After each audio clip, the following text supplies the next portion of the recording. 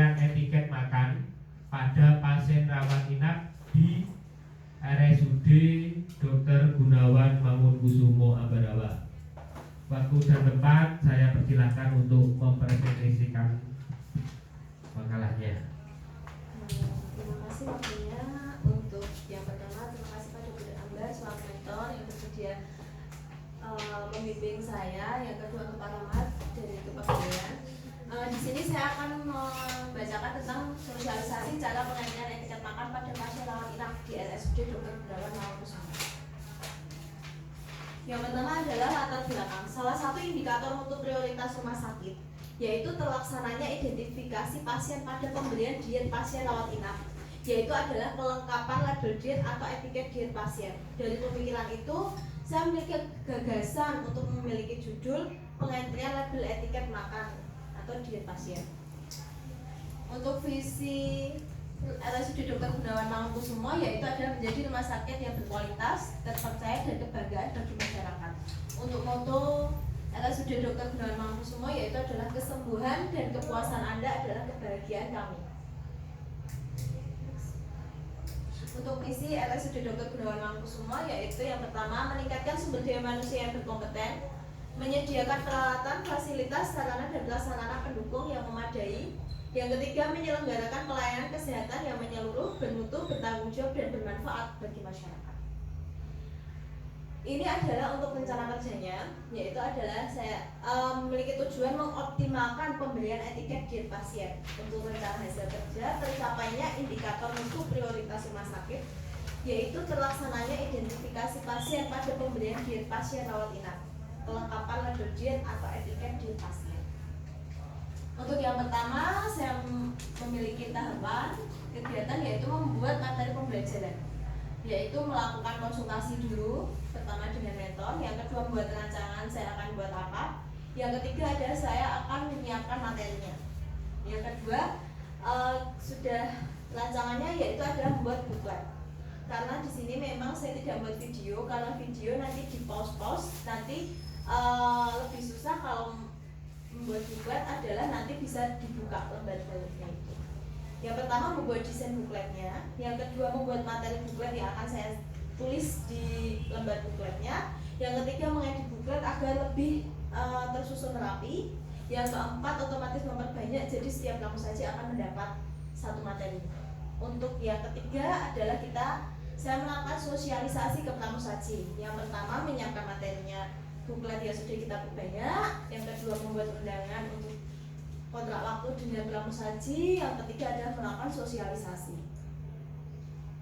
Yang selanjutnya setelah saya melakukan sosialisasi, saya akan melakukan praktek dan pendampingan kepada pramusaji, yaitu yang pertama menyiapkan materi yang sudah kemarin saya sosialisasikan kepada pramusaji, yang kedua membuat kontrak waktu karena memang pramusaji itu memiliki shift, jadinya saya harus menyesuaikan teman-teman, jadi saya tidak bisa waktunya sehari jadi. Yang ketiga adalah mendokumentasikan setiap saya melakukan pendampingan dengan semua satu-satu pramusaji. Yang ketiga melakukan evaluasi, melakukan wawancara kepada setiap pramusaji. Yang kedua membuat lembar penilaian kepada pramusaji. Yang terakhir adalah membuat hasil laporannya. Kesimpulannya adalah tersusunnya laporan orientasi P3K setiap peserta yang memberikan kontribusi dalam perbaikan pelayanan publik sesuai dengan permasalahan pada masing-masing tempat kerja peserta. Untuk manfaatnya adalah menanamkan perilaku ASN yang berakhlak yang dalam rangka memberikan pelayanan terbaik sesuai visi misi pemerintah Kabupaten Semarang. Dampak perbaikan layanan melalui rancangan kegiatan peserta P3K yang ditutup mengandung unsur ASN berakhlak. Terima kasih. Sekian presentasi dari saya. Ya, terima kasih kepada Mbak Fitri yang telah mempresentasikan. Untuk selanjutnya sesi yang kedua tanya jawab. Monggo teman-teman yang mau bertanya, saya kasih 2 pertanyaan. Siapa? Mas Bayu. Monggo Mas Bayu. Selamat pagi. Izin bertanya Mbak Asri, alasan apa Anda memilih judul ini. Oh, rasa menuju. Terima kasih kepada Mas Bayu. Alasan saya pilih judul ini yang pasti adalah saya berorientasi pada pelayanan karena memang ini adalah masuk dalam indikator mutu standar prioritas rumah sakit. Jadi memang ini itu sangat dibutuhkan di instalasi gizi sendiri. Jadi memang ini salah satu yang menjadi prioritas, makanya itu menjadi alasan saya untuk mengambil judul ini, isu ini. Terima kasih. Mas Bayu gimana? Ada sanggahan mungkin atau mau tambahan pertanyaan? Sudah. Terima kasih. Sudah? Ya. Terus yang pertanyaan yang kedua, siapa teman-teman yang bertanya? Oh, bertanya lagi. Ini menyambung atau gimana? Menyambung dari Mas Bayu? Oh iya. Gini Mbak Fitri, tadi kan yang mendapat sosialisasi kok hanya pramusaji saja itu gimana? Terima kasih pertanyaannya untuk Mbak Anis. Karena yang pertama di sini kenapa saya hanya mengambil pramusaji ya? Kenapa tidak nutrisionisnya? Kenapa juga tidak pemasakannya? Karena yang pertama tahu ada pasien baru itu adalah pramusaji. Jadi biasanya dari ruangan itu telepon tambah pasien baru satu itu kepada langsung pramusajinya. Jadi pramusaji yang lebih tahu. Jadi beliau yang mengentri dulu. Nanti kemudian nanti ada ahli gizi ruangan. Jadi biasanya dikasihnya ada DM-nya muten, ada RG-nya muten. Setelah itu baru nanti diganti dengan ahli gizinya. Bisa mungkin dia masuknya siang jam 12, ahli gizinya sudah keliling kemana-mana. Itu jadi kita kasihnya bubur dulu baru kita ngecek nanti ada yang ternyata ada yang rendah lemak, ada yang rendah purin. Jadi memang kondisinya kita yang pertama kali tahu adalah pramusaji gitu. Nanti kalau selanjutnya itu kan nanti kita biasanya nulis ada buku laporan, itu nanti kita tulis diganti oleh ahli gizi di ruangan masing-masing. Terima kasih. Sudah Mas. Mana? Sudah ya? Ini tadi lanjutan atau pertanyaan sendiri? Oh, pertanyaan sendiri ya. Berarti sudah dua pertanyaan ya? Oke, terima kasih kepada Mbak Fitri yang telah menjawab pertanyaan dari teman-teman. Untuk selanjutnya saran dan masukan kepada Mbak Fitri saya berikan ke Ibu Ambar. Bu. Terima kasih atas waktu yang diberikan pada saya untuk Mbak Fitri Asri Purnamasari Sarjana Gizi ya. Secara keseluruhan untuk presentasinya sudah bagus, tepuk tangan. Kalau melihat di sini sudah sesuai dengan akhlak ya, berakhlak ya, 7 tadi sudah masuk semua, tapi cuma Mbak Asri belum menunjukkan bukletnya. Nah, bagaimana nanti kemudian dokumentasi untuk teman-teman ya. Tolong untuk karena P3K itu 5 tahun kontraknya, monggo untuk dibuatkan kayak roadmap ya. Jadi Mbak Asri nanti apa toh yang mau diinginkan setelah mengambil tadi apa untuk etiket sosialisasi pengendalian etiket makan pada pasien rawat inap. Ini untuk para pramusaji nih. Jadi etiket atau identifikasi pasien itu masuk dalam apa tadi? Rumah sakit ya. Sasaran keselamatan rumah sakit itu kan ada 6. Yang nomor 1 apa? Identitas pasien.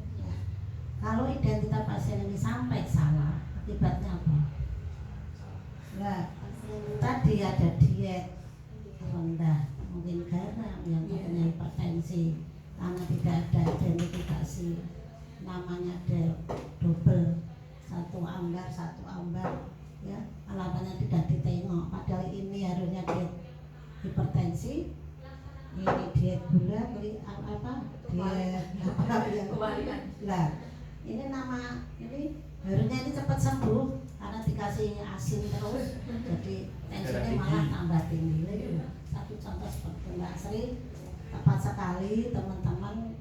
Jadi teman-teman di Pramusaji itu sementara ini untuk pembuatan etiket itu jaga ke kancane ya, tidak bisa sendiri-sendiri. Jadi Mbak Fitri Asri ini ingin memberikan, harus semua petugas Pramusaji juga bisa. Kalau mau etiket sendiri kan, tadi namanya Bambang, Kunto, Anis kan tahu betul. Tapi kalau yang etiket orang lain, dan dia kan sebelumnya harus orientasi dulu di ruangan yang dituju yang akan diberikan